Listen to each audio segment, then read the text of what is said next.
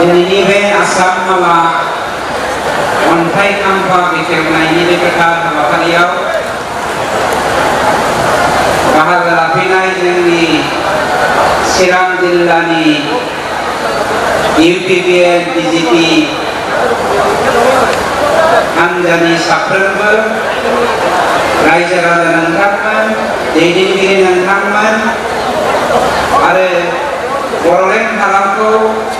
सान्थिनि मोनसे हालाम एबा रायजो गायसननायनि मुङाव साफ्रोमबो आखाइजों आखाइ होलायनानै आवगायबोनाय जोंनि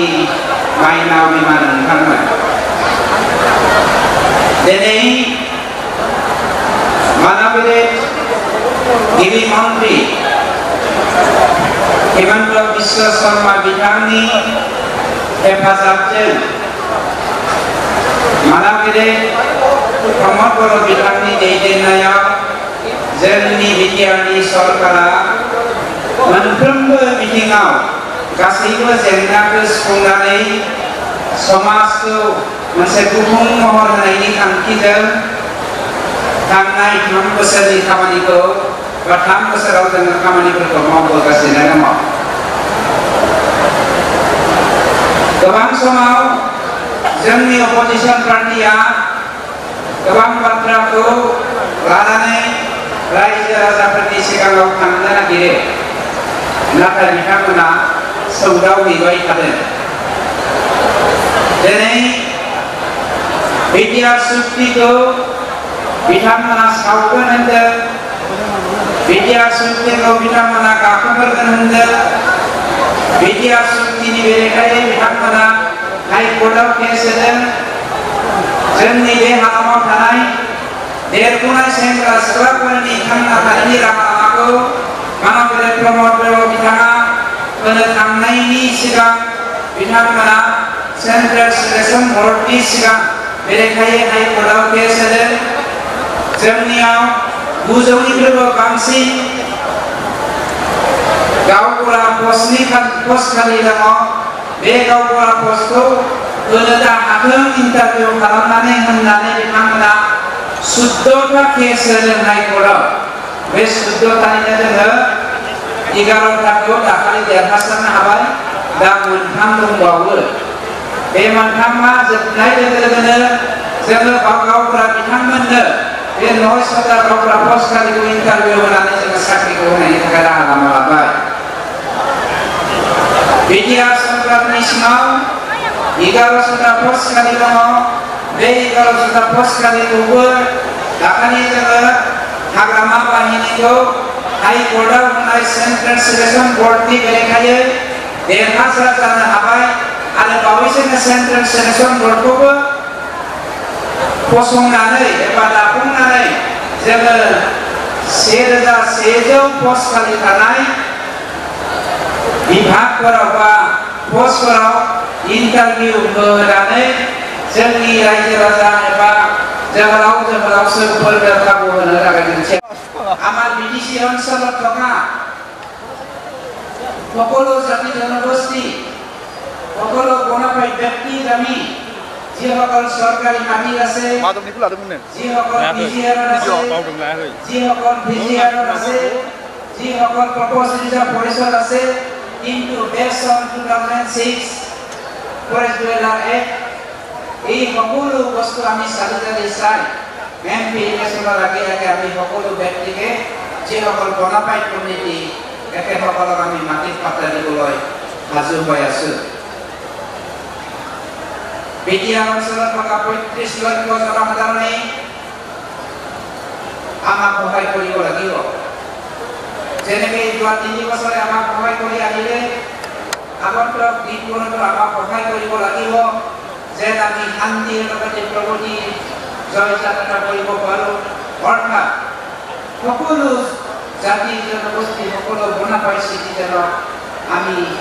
নিজৰ অধিকাৰৰ পৰা বঞ্চিত নকৰি সকলো ক্ষেত্ৰতে সহায় কৰিব পাৰোঁ, তেনেকুৱা সহায় আমি আপোনালোকৰ পৰা বিচাৰিছোঁ। जोंनि बर'फोरा बांसिन गमाथायाव थानाय 2011 मायथाइनि सिगां हाग्रामा महिलारि बिथाङा गोसो जानायमोनब्ला कमान हायाव थानाय बांसिन 100% मानसिफोरनो हानि मोनथायखौ होनो हागौमोन नाथाय बिथाङा होनो गोसो जायाखैमोन बर'फोरखौ सा सानजा खोला सोनाब राननानै गावनि हारिखौनो बे बायदोआव सोदोंमोन गासैबो मोनथायखौ बिथाङा सायख'नानै लादोंमोन जोंनि जोहोलावफोरखौ जौ जुवा ड्राग्सजों बिथांमोना गोजौ होनानै दोनदोंमोन बोसोरसेयाव 365 सान थायो बे 365 सानखौ बिथांमोना मेला फाथिनानै जोंनि सेंग्रा सिख्लाफोरखौ जौ जुवा ड्राग्सजों गोजौ होनानै जोंनि गुबै लामानिफ्राय बिथांमोना आन्दाय होदोंमोन बेनिखायनो जोंनि सरकारा मानबेन्द्र प्रमद बर' बिथांनि दैदेननायाव जौ जुवा ड्राग्सनिफ्राय एखे होनानै समाजनि इयुनखौ हारिनि इयुनखौ बानजायनानै जुगामि गेरेमसा हारि जानायनि थांखिजों मोनफा जों दिनै 15 आसनि लाबाय बे आसनिफोरनि गेजेरजों जेरै जोंनि माइनाव बिमाफोरा गावनि आथिङाव गसंथानो हानाय बायदियै थांनाय काउन्सिल इलेक्सननि सिगां जोङो होनाय प्रतिश्रुति बायदियै दाखालिसि जोङो मोनफा सेल्फ हेल्प ग्रुपफोरनो 75,000 होनायनिफ्राय जोङो 25,000 होजेननायखौ जोङो जागायजेनबाय आरो बे आसनिखौ होनदों जोङो माइनाव सोरां बिथांखि मानोना साफ्रोमबो बिमायानो माइनाव जायोब्लासो जोंनि न'खरखौ जोङो दाखांनो हागोन जाय न'खरा माइनाव नङा जाय न'खरनि बिमाया माइनाव नङा बे न'खरा मालाबाबो जौगानो हाया बेनिखायनो जोंनि फिसाखौ गुन गोनां खालामनायनि सिगां जोंनि बिसोरफोरखौ गुन गोनां खालामनायनि सिगां जोंनि बिमाफ्रा माइनाव जाहोनांगोन होननानै मानबेन्द्र प्रमद बर' बिथाङा माइनाव सोरां बिथांखिनि गेजेरजों जोंनि बिटिसिआव 3,000निख्रुइबो बांसिन सेल्फ हेल्प ग्रुपनो दाखालि बावैसो जोङो 25,000 जोङो होखांबाय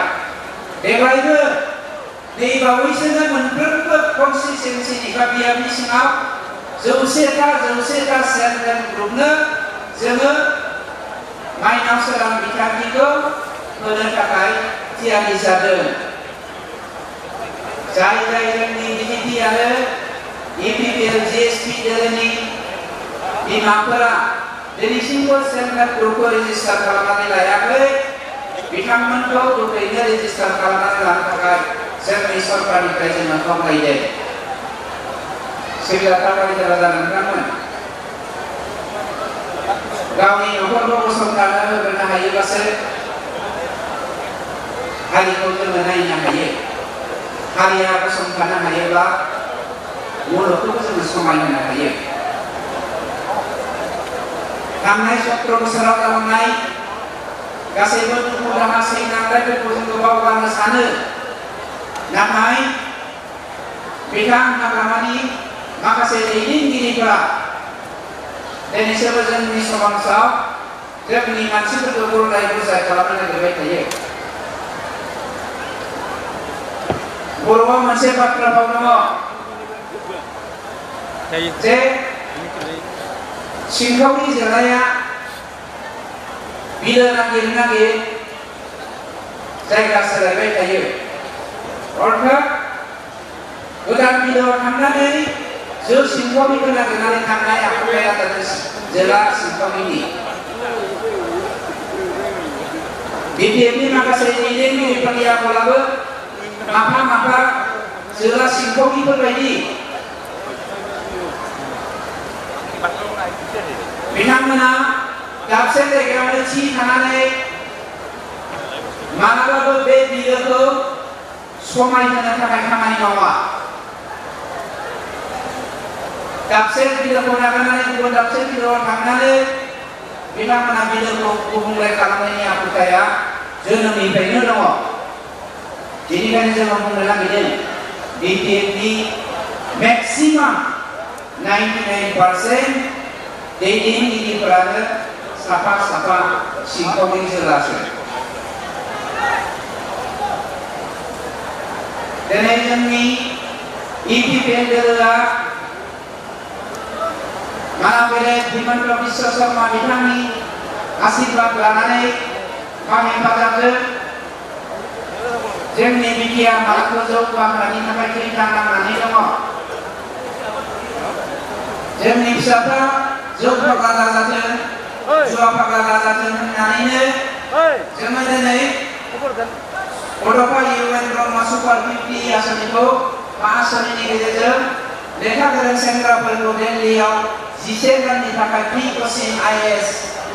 फ्रि कचिं जोङो होदों आरो जोङो मिथिगौ दिनै गुबुन हालामनिफ्राय खुंथायगिरिफ्रा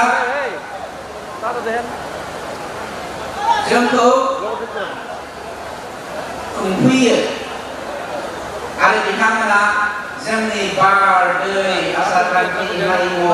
जेखौबो मिथिरोङा बेखौ सोलोंनायाव बिथांमोना सम लानो गोनां जायो जोंनि फिसाफ्रानो जोंनि फिसौफोरानो जुदि आईएएस आईपीएस एसीएस एटीएस बायदिसिना जानानै लेखा गोरों जानानै जोंखौ जुदि खुंनो हायोब्ला जोंनि सुबुंफोरखौ गावनि मोनथिखानाय बायदियै जोंनि जौगाथायखौ बिथांमोना बा जोंनि फिसाफोरा गोरलैयैनो हेफाजाब होनो हागोन होननानै जोङो लं टार्म प्रजेक्टजों बड'फा इउएन ब्रह्म सुपार 50 आसनिखौ जोङो लादों थांनाय बड'फा इउएन ब्रह्म सुपार 50 आईएएस फ्रि कचिंनि गेजेरजों जोङो 28 सा देग्लाय एसीएस मोननो थांगासिनो दङ